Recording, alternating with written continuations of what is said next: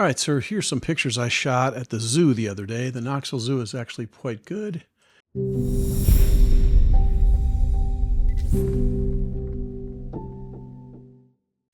And I really enjoy going there. So we're going to go in full screen mode. We're going to look at these images one by one. The camera that I'm using is the A7C Mark II. I'm using the 302.8 GM lens. I'm using the 1.4x Sony teleconverter. And sometimes I'm using a very thin, the smallest of the set of 3 extension tubes to get a little bit closer to things. So over here, you kind of keep track of the lens millimeter, and whenever the 1.4 converter is attached, which will be the entire shoot, by the way, it's 420 millimeters. So this is a 420 f4 field of view, but it's a 300 millimeter lens. And then occasionally I'm using the extension tube, and you'll kind of get what I'm doing that anyway. One of the difficult things about shooting at the zoo of any kind, even a really good zoo, is the background with the netting or the chain or all that stuff. I did a little bit of work in post to kind of like pull this down a little bit, but it's still there, and it's frustrating because it takes away from the images. Because the tree limb with all the stuff growing on it looks really good, and he's really cute, this little guy, the red panda. But and so that's one of the things that a real telephoto lens will help you with, is knock the background out of focus. So if I had shot this with a 7200 with a 2x, this background would be really, really complicated with more chain link showing, and it'd be really bad right here. So I love shooting the combination of the 302.8 and the 1.4. It's a wonderful, wonderful way to work. Anyway, here you can see there's a little less problems with the background here, but it's still there. You can still see the chain link back here. But at the point of focus, it's quite good. And I opened up the shadow detail a little bit so you could really see the coat. You see all this with the naked eye, but sometimes the camera will, let you not see it so much. These are all handheld, by the way. I'm using a Black Rapid strap with 302.8 attached to the right side. And it's a very easy thing to, a couple hours, no big deal. It doesn't hurt my back because it's so light, especially the camera and the lens choice. He was a cute little guy. Probably shot too much of him, but red pandas are just so cute, it's hard not to. But again, if this had been shot with a 402.8, there'd be a whole lot less definition back here. This would probably be a lot easier to look at, but because it's 100 millimeters less, you get more chain than chain link or whatever.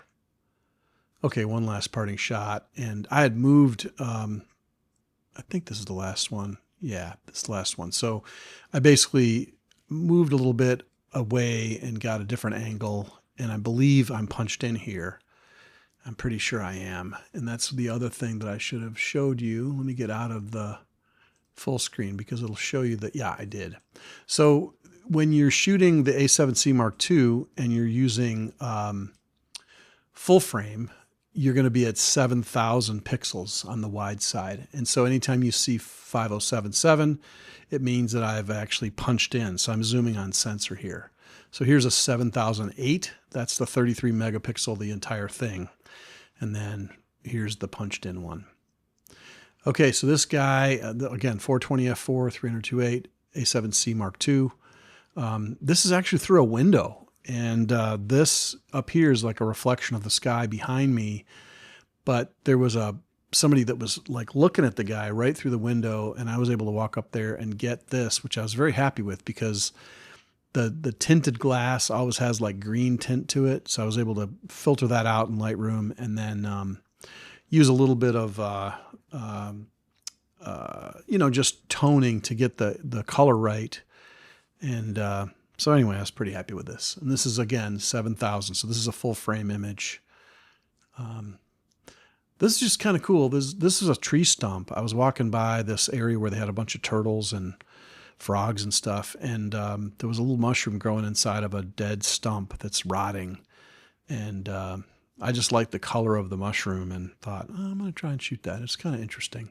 It's something a little different. Yeah.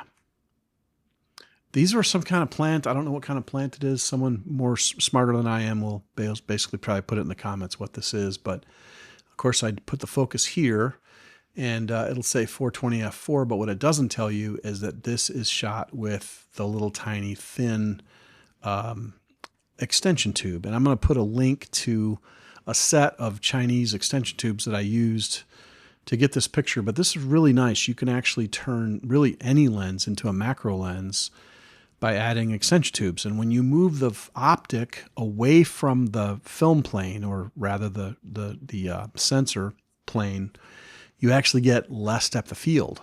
So this is one way to get less depth of field than even you had before. So this is kind of nice. Not a great picture, but a lot of cool color, and the lighting was just right on those little bean pods or whatever they are. So, and this is full frame. Okay, this is full frame again. This is him outside. Before, the light was completely different because he was indoors, but now he's outside, and the difference between the brightest part of his hair and then his black face is problematic unless you have a really, really great Sony sensor, which I happen to bring with me. A7C Mark II's 33 megapixel sensor is fabulous. I love it.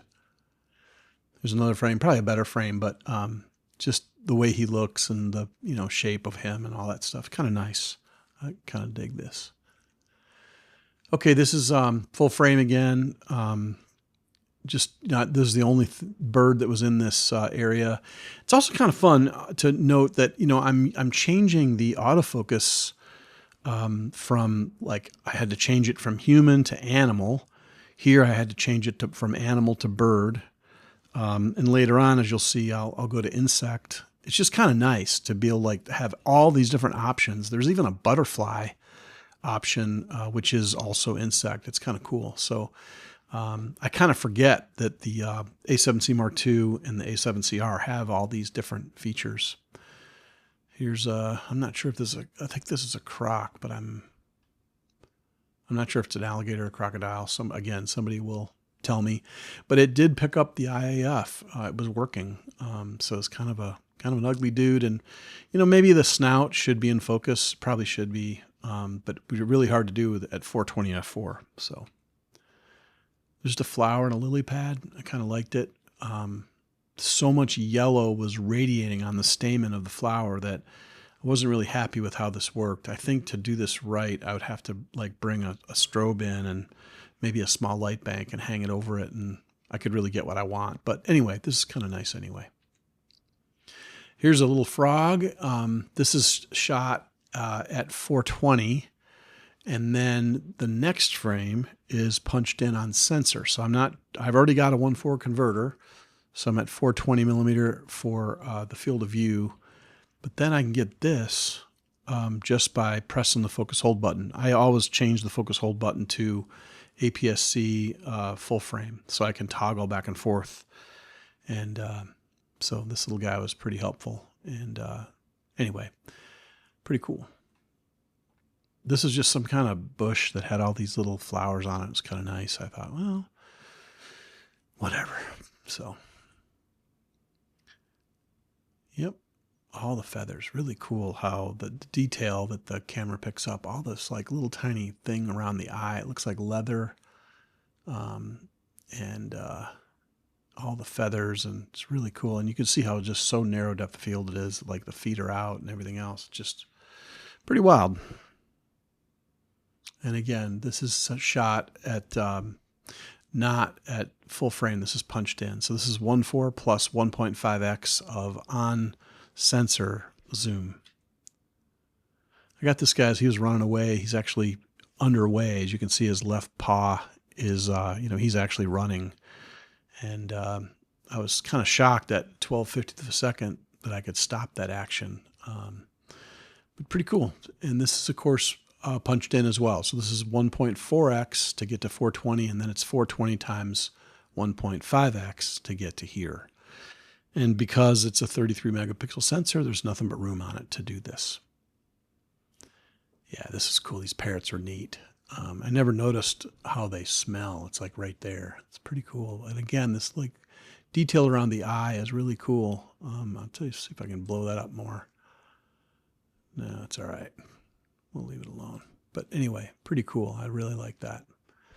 Notice I'm at 800 ISO. You just got to go to where you have to be when you're hand holding, and 1,000th of a second is about as low as I'd want to go doing something at the zoo. Here's a, oh yeah, that was a zoomed on sensor frame with a 1.4, and then this is just 420 f4 without punching in, without zooming on sensor. And kind of nice. This little stick bothers me over here, but that's all right. But yeah, good looking dude. This guy just like alighted in this mud in the rhinoceros area, and I thought, oh, that's kind of cool. And I shot one picture and he was gone. So it was a really quick, fast thing. And again, I had time to get into bird autofocus, bird eye focus, and it just nailed the eye like no problem. Then I switched back to animal to get this guy, and he was having fun, just like, you know, rhinoceros and pigs are like alike. They love to be in the mud, and this is like a big. He was smashing his snout down in the mud and scooping up mud with his big horn, and he was having a big time, and kind of cool. But look how nice this background is. So great. And this is full frame, so this is just 420 millimeter without the zoom in on sensor. Again, I switched back to insect, which is a butterfly in the menu. And it went right to this bee, just right on the bee. And this guy was drinking his fill. He was drunk on nectar.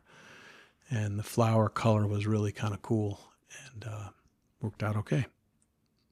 I think this is the last picture I shot. It was a giraffe who was eating, of course, way off the ground. And he was a good looking guy, you know, and just the leathery tongue and all that, the eye goo and...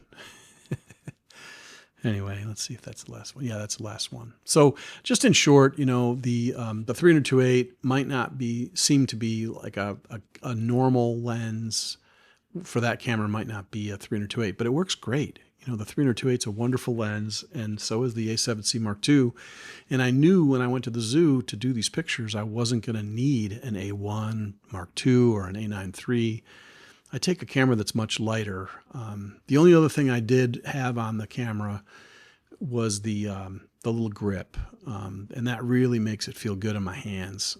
So the A7C Mark II doesn't come with the grip, but the A7CR does, and I'll list these below. So if you have an A7C Mark II and you don't have the grip, you know, it may not be something you want, but boy, if you have big hands, it makes all the difference.